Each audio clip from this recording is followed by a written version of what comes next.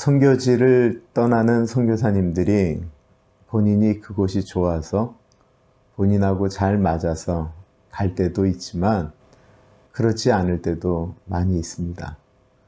그것은 하나님께서 그곳을 향한 그 안타까운 마음을 그 선교사님에게 부어주셨기 때문에 그렇습니다.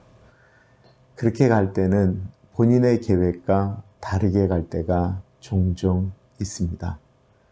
사도행전 16장은 하나님께서 선교를 위하여 사람들의 마음 가운데 주는 부담감에 대한 이야기가 나오게 됩니다.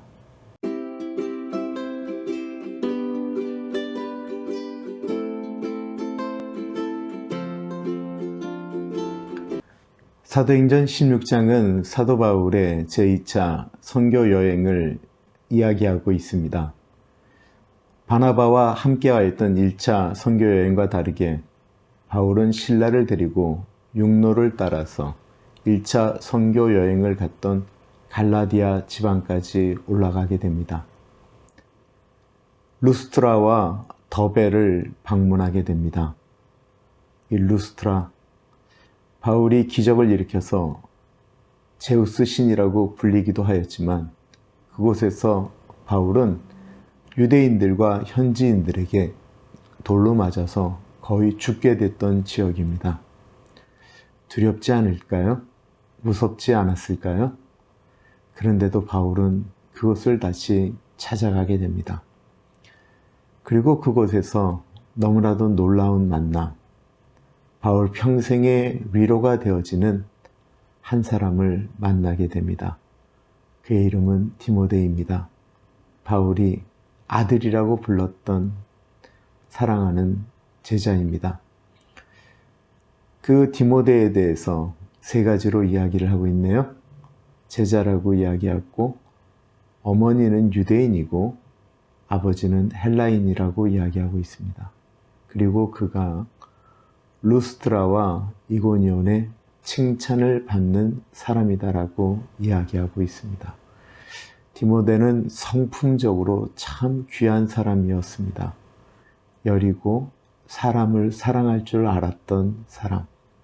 그래서 바울이 그 디모데를 아끼고 사랑하였습니다. 바울이 그런데 이 디모데에게 할례를 행하라고 이야기합니다. 더 이상 할례가 구원의 조건이 아니라고 하는 것이 증명되었음에도 불구하고 바울이 디모데에게 왜 그랬을까요? 디모데는 유대인들에게도 그리고 헬라인들에게도 다 접근할 수 있는 혈통을 갖고 있었습니다. 시비거리를 만들지 않을 뿐만 아니라 복음을 위해서라면 어떤 것도 내려놓겠다라고 하는 바울의 생각 때문이었습니다.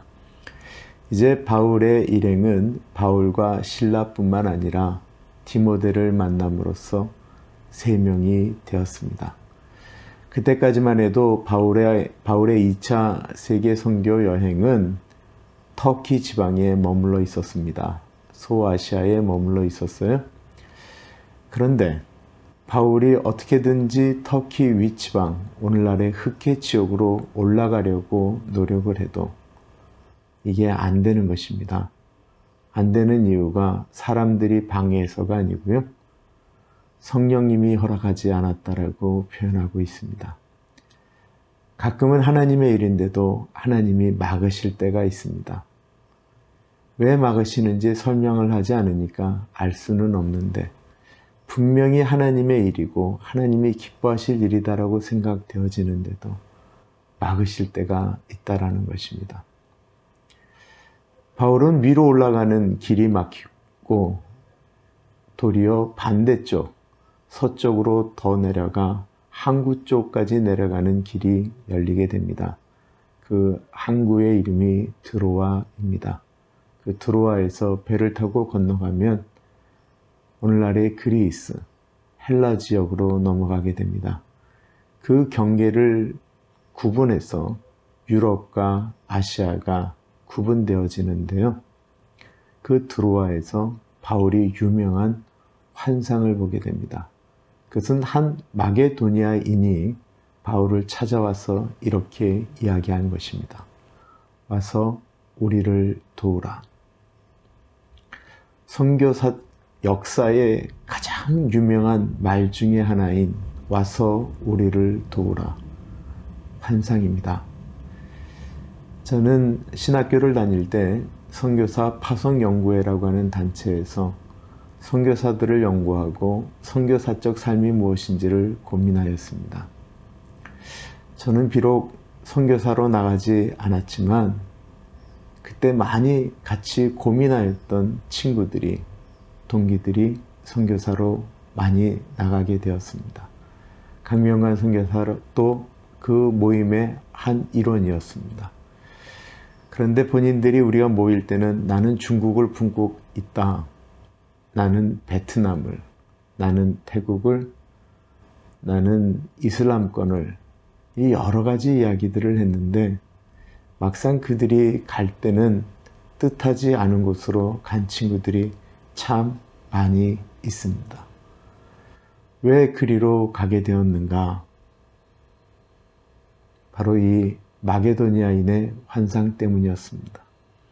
본인은 계획하지 않았다고 합니다. 본인은 그곳으로 가고 싶다라고 생각하지도 않았다고 합니다. 그런데 그곳에 발을 디디는 순간 거룩한 부담감이 그들의 가슴을 쳤기 때문에 할 수 없이 갔다라고 이야기합니다. 사람이 자기의 길을 계획한다 할지라도 그 길을 인도하시는 분은 여호와라고 하셨습니다. 이 일이 제일 많이 적용되어지는 곳이 선교지입니다. 만나야 될 사람을 만나야 됐는데 하나님께서 어떤 만남은 거절하게 하시고 바울이 디모데를 만나듯 그렇게 아름다운 만남을 예비하십니다. 계획했던 일들을 어그러뜨릴 때가 있습니다. 그 일들이 참 폼나는 일들인데 잘 준비했는데 그 일을 못하는 일들이 종종 발생하고요. 반대로 계획했던 일들이 아닌 또한 계획하지 않았던 곳으로 방문을 하면서 하나님의 사역을 감당하게 합니다.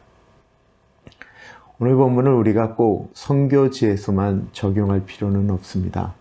우리는 기도하는 중에, 말씀을 읽는 중에 뜻하지 않은 하나님의 감동이 우리의 가슴을 칠 때가 있습니다. 와서 우리를 도우라. 와서 이 일을 해라. 와서 손을 내밀라. 와서 격려해라. 우리가 전혀 생각하지 않았고 우리가 전혀 원하지 않는 일들일 수도 있습니다. 사도 바울이 그 계획하지 않았던 그 환상을 보고 마게도니아로 넘어가는 순간 세계 선교가 더 아름답게 확장되면서 유럽으로, 로마로 예수 그리스도의 이름이 전파되어졌습니다. 우리도 우리가 계획하지 않았던 일, 그러나 하나님이 기뻐하시는 일을 감당하게 될 때 푸르고 푸른 예수님의 계절이 더 확장될 것입니다. 오늘은 여기까지 하겠습니다. 감사합니다.